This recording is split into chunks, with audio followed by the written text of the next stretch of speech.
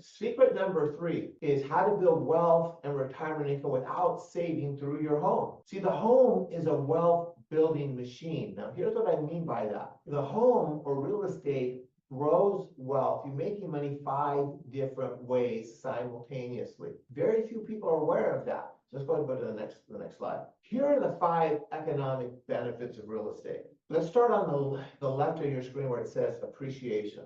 Now, I'm starting there because everybody's aware of this. You buy a house and the property value goes up, right? Home value goes up. Everybody knows that. But most people, including most agents, that's all they're aware of. And when they talk about the home and it going up in value, here's what they're not talking about. They talk about appreciation, but here's what they're not talking about that's more important: return on investment. See, here's what return on investment means. Return on investment means how much money are you making on the money you invested in whatever it is you invested. What is shocking, and this is why I created our Real Estate Wealth Academy, is 99.9% of real estate agents could not tell you the return on investment on their own home, let alone any of their clients' home. They don't have any calculation. They think appreciation rate is return on investment. It is not. It's not close to being that. And the return on investment in real estate is these 5 economic benefits. So appreciation is just one of those factors. Now, California statewide, the average appreciation rate dating back to 1968 is 7.3%. That's the average. LA, Orange County do better than that. So 7.3%, they would look at that and they being, I say, most agents will look at that, or even consumers will look at that and say, oh, 7.3%, that's my return on investment, 7.3. Not true, because that's the way stocks work. That's not the way real estate works. Your return on investment is dramatically higher, and here's why. Number 2 is leverage. And here's what leverage means. When you buy a house, most people don't pay cash. They finance the house. So the leverage is the financing, but here's what's powerful and profound about this is, let's say you bought a house 5 years ago for $500,000. You put 5% down. So 500,000 times 5% is 25,000. Which means you finance 475,000, right? Well, so you're making money just on the 25,000 of your money you invested, but you're making money on the bank's money, or the $400,000. And that is absolutely huge. Now, next is mortgage pay down. Every time you make a mortgage payment, a percentage of that mortgage payment is principal, which is your loan balance. Your loan balance is going down. So you got the house going up, and you got the loan balance going down. After that is rental cash flow. Now, if it's your home, you may not be renting a room or anything, so you don't have rental cash flow. But here's what's become huge, which is ADUs, which stands for accessory dwelling units. Well, the other one is Airbnb. Renting rooms, turning homes into an Airbnb has been an incredible thing. And what I'm thinking of, that I want to share with you on this, is that during COVID, my wife and I helped our daughter buy a house. And so she found a nice condominium in Costa Mesa and bought that property kind of in the early part of COVID. Property values continued to rise. She got a fantastic rate because rates were really low. And her total mortgage payment with taxes, insurance, and everything on this really nice condo over there is about $3,000 a month. Well, what she decided to do was rent a room. And there's different kinds. There's short-term like Airbnb, there's long-term, but there's also a thing called midterm. And midterm is a sector where, particularly in the medical field, travel nurses and that is a huge thing. And so she chose that because you get a premium for that. And so here's the upside to that. You get a premium in that rent, but the people come and go about every 3 or 4 months.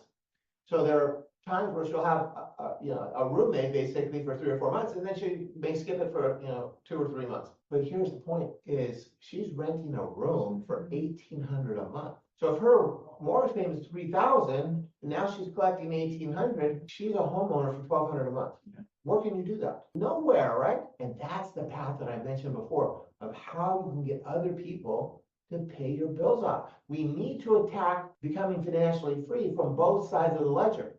Reducing your expenses, reducing your interest costs, reducing all the debt, but also increasing on the income side.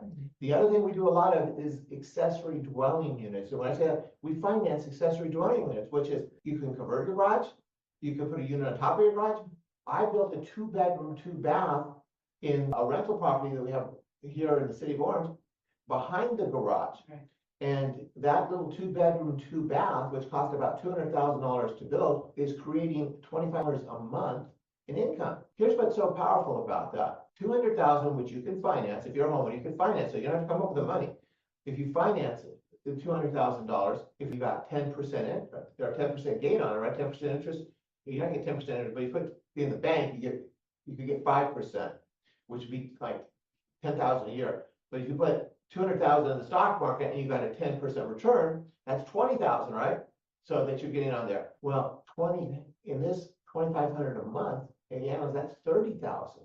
So it's much, much better.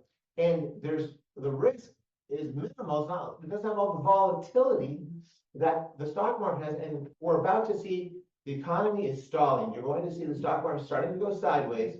We're going to start seeing the Fed lower rates as the economy slows, but we're also going to see the stock market start to come down. And I think we're going to see the market, because the economy is going to stall for a while, because things just aren't affordable. It's going to take years for it to start growing. So this is another vehicle. But again, remember, as I said, it's about adding income as well. So we want to work both sides of the ledger. And then the tax benefits on real estate. The tax benefits are absolutely incredible on real estate, because you can write off your mortgage interest deduction. If you own a home, you get a second, and we do a bill consolidation. That's another way, and you can write that off. You can't write off credit card debt and those. And then if you have a rental property, if you add rental, then you can add depreciation. So even on your home, you can depreciate part of it. And depreciation, what that is that's a paper loss. What that means is when you own real estate, you have the land and you have the structure. Now you cannot depreciate or write off any of the land. And I know it sounds kind of complicated, but it's really not that complicated. Just separate the real estate, land, structure. So the structure is the house, right? So if your house, as an example, let's say your house is worth $1 million. The IRS is going to let you take 75% of the million, which means the house is worth $750,000. That $750,000 you can tax deduct over 27 and a half years.